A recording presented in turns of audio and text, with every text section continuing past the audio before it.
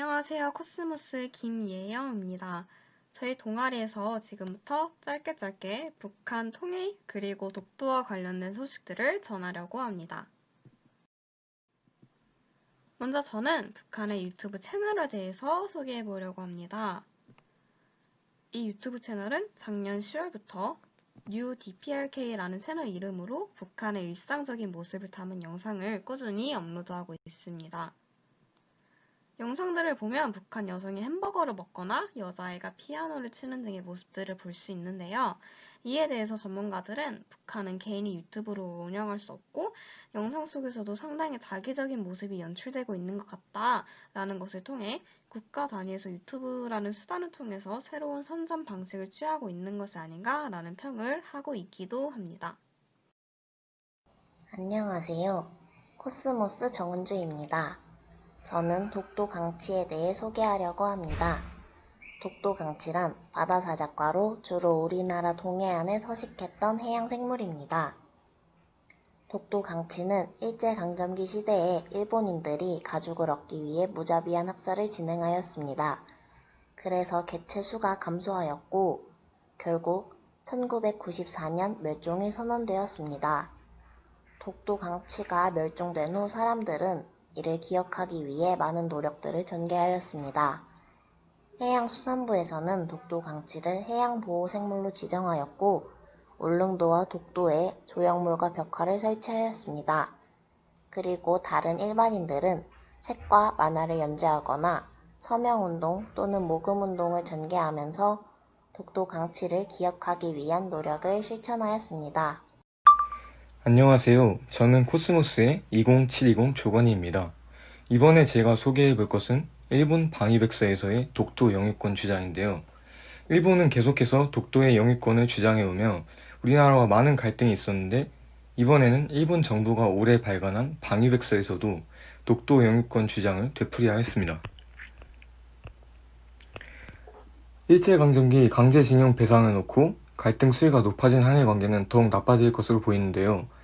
일본 정부는 14일 아베 신조 총리 주재로 열린 국무회의에서 독도 영유권 주장을 담은 2020년판 방위백서 일본의 방해를 채택했습니다.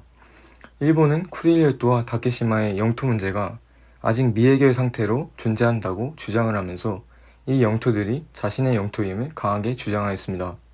또한 일본 주변 해역과 공역의 경계 감시 태세를 설명하는 지도에서도 독도를 다케시마로 표시해 자국 영토임을 재차 강조했습니다. 독도는 세종실록 지리지의 기록부터 샌프란시스코 조약에 이르기까지 명백한 우리의 영토임이 주장되어 왔습니다. 따라서 우리의 영토인 독도를 지키기 위해서는 우리가 조금 더 독도에 관심을 가지고 우리 고유의 영토임을 알리기 위하여 노력하여야 할 것입니다. 안녕하세요. 코스모스 유영서입니다. 저는 독도에 관하여 우리나라의 독도 홍보대사의 활동들에 대해 설명하고자 합니다. 우선 독도 홍보대사에는 반크와 경상북도 두 가지가 있습니다. 이들은 활동을 하기에 앞서 먼저 독도에 대한 교육을 듣고 앞으로의 활동을 계획합니다. 그리고 해외 포털 사이트에서 독도와 동해에 대한 오류를 시정합니다.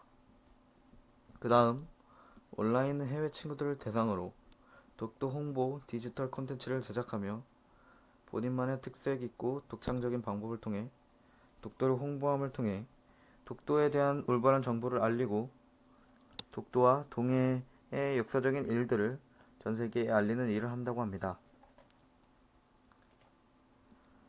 아직도 일본은 독도를 빼앗기 위해 현 정부는 노력하고 있습니다. 만약 우리가 독도에 대한 올바른 정보를 전 세계에 알리고 우리나라의 독도를 지키고 싶다면 독도 홍보대사인 반크와 경상북도에 지원해 보는 것은 어떨까요? 안녕하세요. 코스모스의 문원진입니다. 최근 인천 강화군 성모도에서 탈북민 단체가 주도하는 쌀 보내기 행사가 연기되었습니다. 쌀 보내기 행사는 페트병을 이용해 북한으로 쌀, 마스크 등을 보내는 행사입니다. 하지만 이에 섬 주민들은 북한을 자극해 폭격을 맞을까 두렵다며 이 행사에 큰 거부감을 보였습니다. 이에 사람들은 북한이 최근에 서울 불바다를 선언한 상황에 이 행사는 북한을 자극하는 것이라는 비판이 나왔고 네티즌들 또한 북한의 인권보다 먼저 우리나라의 주민의 안전이 보장되어야 한다는 비판의 말이 많이 나왔습니다. 일촉즉발 북한과 남한의 관계에 대해 전달할 권혜연입니다. 지난달 20일 북한의 언론사 조선중앙통신은 대규모적인 대남비라 살포 투쟁을 위한 준비가 본격적으로 진행되고 있다고 전했는데요. 살포를 위해 대량 인쇄한 전단 뭉치 사진과 문재인 대통령 사진 전단 더미 위에 담배꽁초를 마구 던져놓은 사진을 공개하였습니다. 삐라는 일본말로 전단이라는 뜻을 가지고 있는데요. 삐라는 한국 전쟁 때부터 남북에서 상호 심리전의 일환으로 사용되었다고 합니다. 삐라는 적군의 투항과 사기 저하를 위한 수단이었고 적군에게 어떠한 권유를 할 수 있는 강력한 수단이었습니다. 북한의 이 삐라 투쟁은 남한에 혼란을 일으키고 북한 사람들의 남한에 대한 적개심을 끌어올리려는 의도라고 사람들은 말하고 있습니다. 언제 어떻게 북한과 남한의 사이가 틀어질지 모르기에 삐라에 초점을 두는 것보다 삐라를 살포하려고 하는 북한에 초점을 맞추어서 다시 한번 생각해볼 필요가 있는 것 같습니다. 안녕하세요. 코스모스 최민성입니다. 저는 북한의 외국어 교육에 대해서 설명하도록 하겠습니다. 우리나라 학생들에게 가장 중요한 과목을 떠올려 본다면 영어가 빠지지 않을 것입니다. 국제화 흐름에 맞춰 영어뿐만 아니라 다양한 제2외국어 교육도 폭넓게 시행되고 있는데요. 그렇다면 북한은 어떨까요? 북한은 전쟁 이후부터 줄곧 외국어 교육을 시행해왔습니다. 소련이 건재 당시에는 소련의 영향을 받아 러시아어를 중심으로 외국어 교육이 진행되었습니다. 이 시간이 흐르면서 현재 북한의 제1외국어는 영어가 되었습니다. 자주를 내세우는 주체사상과 적대적 북미 관계로 인한 반미성향 등으로 영어를 비롯한 외국어 교육이 위축되어 있을 것이라는 생각과는 달리 북한 내에서는 영어 교육은 인기가 많았습니다. 북한에서는 우리의 수능과 비슷한 예비 시험 제도를 시행하고 있는데 외국어, 즉 영어 역시 출제 과목 중 하나라고 합니다. 주요 도시에 외국어 전문 교육기관까지 갖추고 있다는 사실 알고 계셨나요? 외국어 교육은 대외 교육의 필요성 등으로 더욱 강화되고 있어 자식을 외국어 인재로 키우기 위한 북한 정부 부문들의 관심도 매우 높다고 합니다. 북한의 외국어 교육은 냉전 해체 등 국제관계 변화에 따라 함께 변화를 겪었습니다.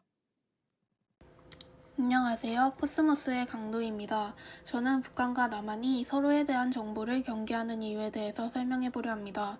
먼저 북한은 사회주의 공산주의 체제이고 남한은 민주주의 체제를 이어가고 있습니다. 이렇게나 다른 사상이기에 자국이 채택한 국가 체제 질서를 방해하는 상대의 논리를 차단하고 싶은 욕구가 발생합니다. 또한 자국의 체제에 깊게 뿌리를 내리고 있는 기득권층은 체제가 다른 논리에 의해 무너지는 것을 경계하게 됩니다. 이를 해결하기 위해 자국 체제의 문제점을 상대 체제의 장점으로 일부 보완할 수 있을 것이라는 것을 인정하고 그에 대한 합리적인 교육이 필요합니다.